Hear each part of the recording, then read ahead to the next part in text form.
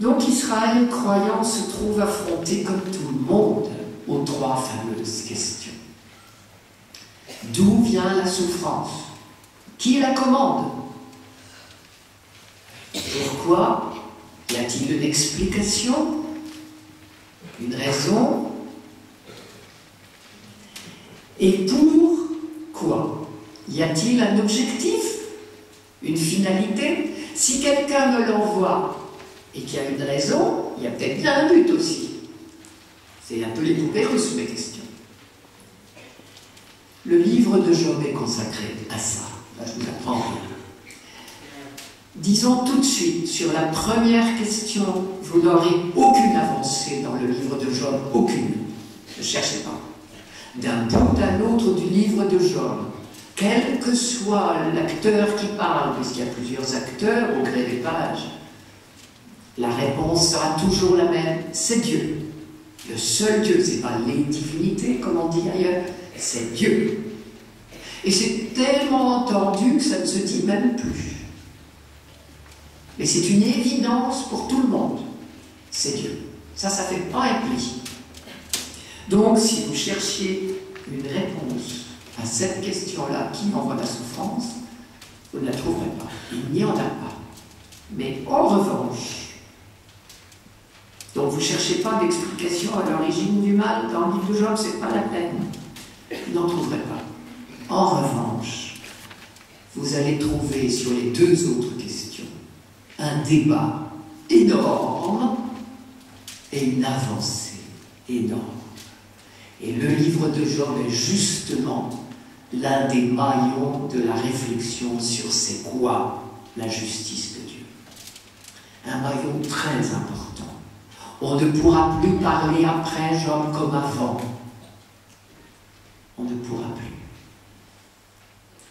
Même si ça peut nous arriver. J'ai dit que c'était un énorme débat. Je dis encore quelques mots, je m'arrête à 15 premiers jurés. C'est un énorme débat qui a justement l'avantage de dire le débat qui est dans nos têtes et dans nos cœurs à ce sujet. Pourquoi? Et en vue de quoi? À quoi ça sert? Mon Dieu, certaines souffrances. Ça veut dire, il va y avoir, je vous ai dit, un long chemin, mais un long débat. Et du coup, ça vous explique que ce livre est très contrasté. Selon les pages, vous n'entendez pas du tout le même son de cloche. Parce que c'est un débat. Et qu'alors tout va se dire et se débattre jusqu'à ce que, enfin, Job puisse tirer une leçon de tout ça. Même des leçons.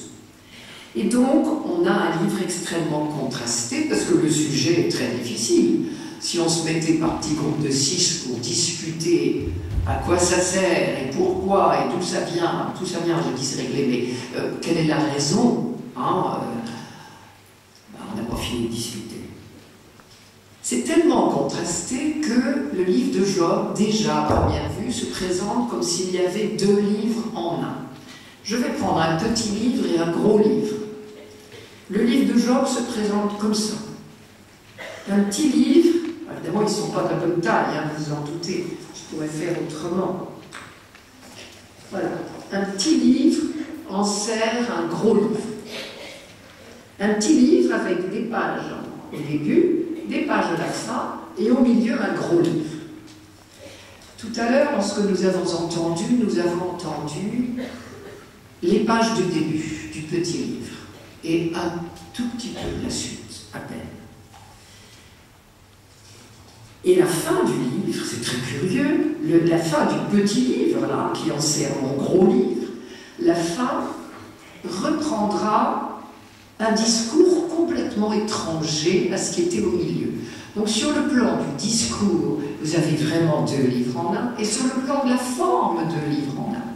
Le début est en prose, la fin est en prose, et le centre est en vers. Et clairement, ce n'est pas de la même facture. Je ne suis pas prof de littérature, mais là, même à moi, ça n'échappe pas. Impossible d'échapper à ça. Vous avez entendu tout à l'heure, c'était raconté.